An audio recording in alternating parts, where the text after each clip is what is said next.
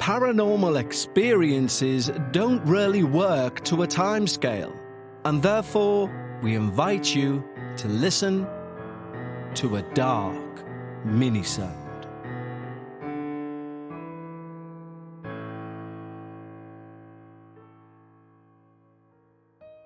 Hello everyone, and welcome to our final dark minisode of season 15. I genuinely cannot believe it's only 2 days away from our season finale. And of course, if you're one of our wonderful regular listeners, you're listening to this on a Wednesday, and by this afternoon, our Patreons will have already received that finale. But sometimes anticipation can be a good thing. And the tale we have for Friday is one of the most intriguing I've ever read. But of course, if you can't wait that long and you want to hear it now, head over to patreon.com/thedarkparanormal. And of course, you'll receive all of these episodes, be it a finale, a debut of season 16, a minisode, plus you can get access to our Dark Bites back catalogue, all by becoming a Patreon. So why not head over to patreon.com/thedarkparanormal. But right now, we have the very important matter of our final dark minisode of season 15. And today's dark minisode comes into us from one of our wonderful listeners in Slovakia. And she goes by the name of Juli. And Juli writes, "Hi, my name is Juli and I'm from Slovakia. And since I found your podcast a few months ago, I'm obsessed. I love the work you do, and I hope I'll be able to listen to you for a long, long time. My experience is not so much about poltergeists or ghost activities, more energies. I've had a few things happen here and there. For example, knocking on a door, and when I'd go and open them, no one would be there. Knocking on windows, etc. But nothing life-threatening, which I'm very glad for, to be honest. Hearing the stories of people being choked, etc., I always thought, no, not for me. But I always could feel the energy of people, spaces. I was always able to read the energy in a room. I was raised as Christian, even though I'm not really strict. But still, these topics were kind of banned in our family. No ghosts, no demons, nothing like that. They weren't really topics that we openly talked about, or even mentioned. They were swiped under the mat, if you know what I mean. So most of the stuff that happened to me remains untold, except for a few people. Anyway, on to my experiences. I was raised in a large house. We had a big basement, a large main floor, and a large attic space, where me and my sister had rooms when we grew older. As the name of the email says, the house number was 666. Most people would say, "Hey, that's a demonic number," and laugh. But me, on the other hand, I have to say that I do believe that numbers have a really big meaning in our lives. Demonic numbers, angel numbers, even lucky numbers. I believe numbers hold their own type of energy, be it good or bad. This particular number, 666, well, it definitely set up the mood of the whole house. I think the first paranormal experience I had was when my lovely grandfather died. He was the person out of my whole family that I loved the most. I still remember the day when I saw him in hospital for the last time. His truly last day alive. After I visited him, seeing him there for the first time in hospital, that is, he died overnight. I strongly believe I was holding him on in this world. And once he saw me, he could finally go. I always get emotional. Even now, when I'm writing, I have tears in my eyes, thinking back to that moment. Back to the important part, though. During that night after the visit, I saw him. Well, not literally him, rather his ghost. I was already laying in bed, sleeping because I had school the next day, and I felt steps on my bed. You know, like when somebody sits or steps on the bed next to you, and it makes a dent and you can feel it and you kind of move into it. Well, I was scared to turn around because I just knew someone was behind me. But at the same time, it was so quiet, like deadly quiet. I even thought if this was my mum, she'd say something so I knew it was her. And then I felt it touch my leg. But it was soft, a soothing touch, a reassuring touch. So of course my curiosity took over, as young and wannabe brave as I was. So I looked around and there he was. This big and tall shadow standing right above me, looking down on me.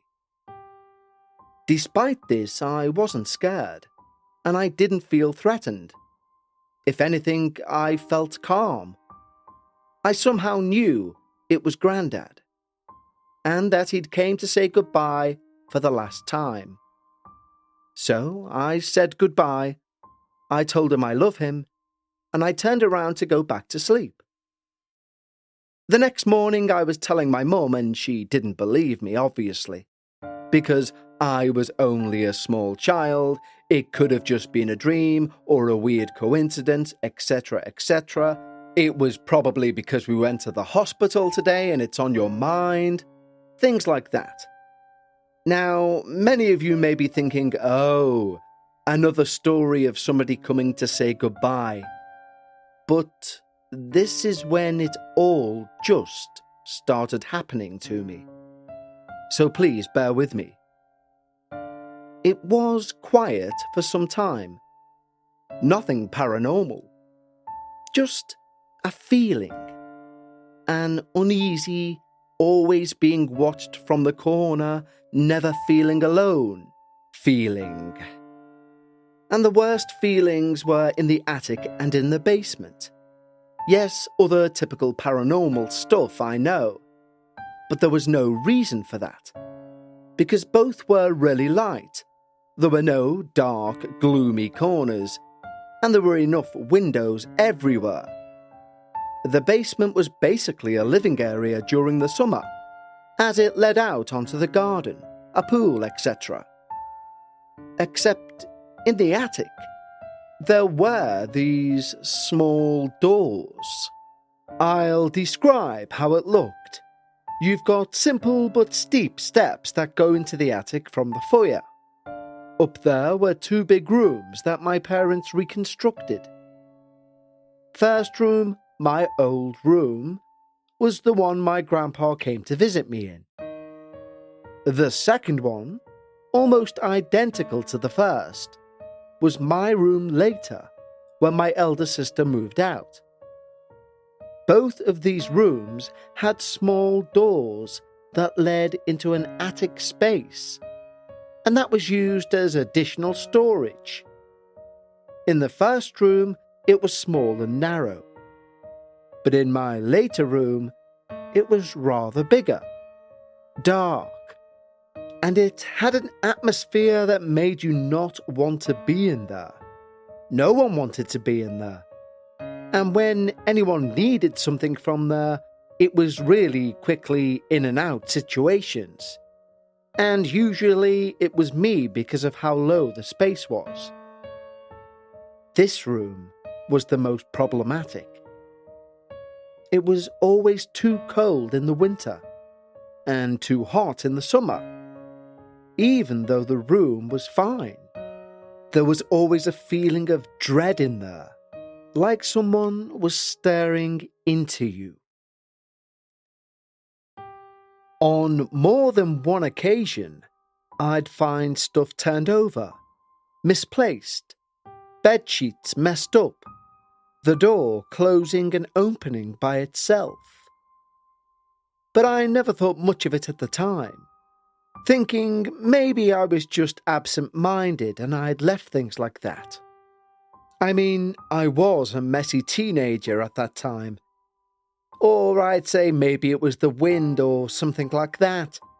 But I was always doubtful.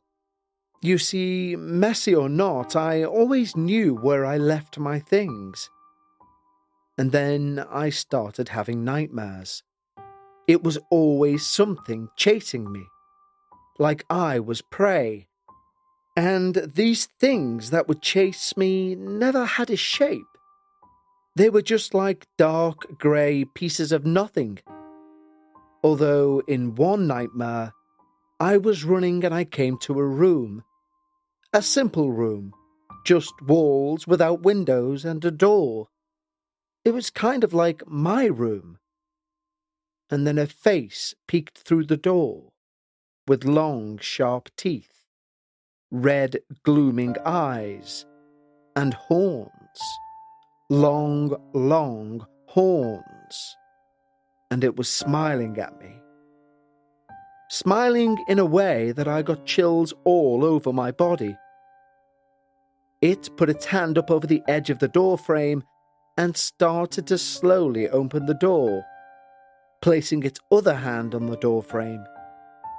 Its long, sharp claws were burying into the wood, slowly creeping, and I couldn't move, scream, or speak, nor close my eyes. I was just looking straight into its face, facing what felt like death itself. I somehow snapped out of that dream when I woke up, and I instinctively looked at my door. And there it still was, but it began to vanish away. It took me a few moments to calm down and to convince myself it was just a dream. There was nothing there. I managed to calm myself down and I surprisingly fell back asleep, without any more nightmares. All was good and the day went normally, but when I came back to my room in the evening, the doors were open. Well, I closed them that morning.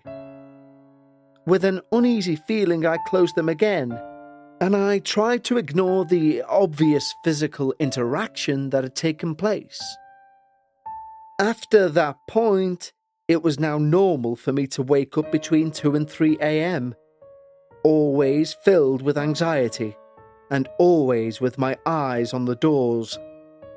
And it always felt as if something was watching me. As I said earlier, there wasn't a lot of paranormal stuff happening that was going on in the house. It was an uneasy feeling, a heaviness. It was draining our energy. Everyone in the house was feeling tired all the time. We were bickering over tiny things, arguing, especially my parents. One of the last encounters in that house was when my parents were out for the night. As my elder sister was already living with her then fiancé and my younger sister was at grandma's, I was alone. I was enjoying myself watching TV in the living room, and then I heard steps, as if someone was dragging their feet over the floor wearing shoes. But not on the same floor. This was coming from the basement. The problem was I was alone. So who the hell is in the basement? It was really loud. These footsteps stopping right at the end of the stairs which led up to the main living area. I was thirsty as well as scared, and I stood up to go and grab some water. But on my way to the kitchen, you had to go around the doors to the basement. And as I did so, I was shocked, because I found those doors opened wide. Now, my mum had hated when we left doors open, so it had been embedded in us to always close the doors, and we did. But there they were, opened wide and almost inviting me in. I took a deep breath in and out, and I slowly approached to close the doors. But as I looked down, I swear I saw a shadow glide away from those doors. I closed them quickly, and with a beating heart went to the kitchen, grabbed my water, and went back to the living room. I continued watching TV, and again I heard the steps. But this time they were joined by the banging of the kitchen cabinets, like they were slammed shut. Just to make you aware, the basement did have a small kitchen that we used when we were harvesting veggies or processing them and canning them, etc. And of course it had cabinets, but they didn't have doors on them. With trembling legs and shaking hands, I slowly stand up and decided I needed to be brave, and I went to check it out. But what if there's someone there? We did have back doors to the house, so maybe they'd been left open, and someone had come in. So I slowly crept down the stairs, around the corner, to see the basement and the hallway. Nothing. So I moved even slower to the back doors that were straight in front of me. I checked them out and made sure they were really closed tight. Locking them with a key, I turned around to go back to the living room, and then I felt it. Wind blowing into my face. There were no windows open to let any wind in. Well, I ran upstairs, slamming the doors behind me, and jumped on the couch until I fell asleep, and then I moved into my room. This was one of the last encounters outside of feelings that I had in that house. But like I said at the beginning, I do believe numbers have their own energy. And our 666 house had a lot of negative things happen. First, my dad cut his hand off with a chainsaw. He was a carpenter and owned his own company. And I remember to this day when he called home on the landline and said he'd cut his hand off. He was still screaming in agony. Because of this, my parents got into financial difficulty. Then my dad had another accident where he basically flew down the stairs which led to the basement. He ended up needing stitches to his face because of how much it was damaged. And that led to yet more financial problems and some addictions that I won't really go into detail about as they're rather personal, and this really isn't the place for it. I simply bring it up to emphasize the negativity in the house. This all led to the fact my parents lost the house and they needed to move out. At that time, I was already out of the house and living on my own. I strongly believe that that house needs cleansing, despite the fact it was a new build. We were the first owners, and I never really figured out what could have caused that negative energy, even though at the same time, I think the number itself is really something to talk about. This all just taught me to keep an eye on the living space you're in, especially when alone, and to cleanse and be respectful of that space. Because there's nothing worse than coming home expecting wonderful energy, and instead you get this crushing, heavy feeling. P.S. If you feel like your own home doesn't feel good or welcoming, pay attention to it. Believe me, it's worth it. Sincerely, Juli. Well, thank you so much, Julie, for providing the final minisode for this season.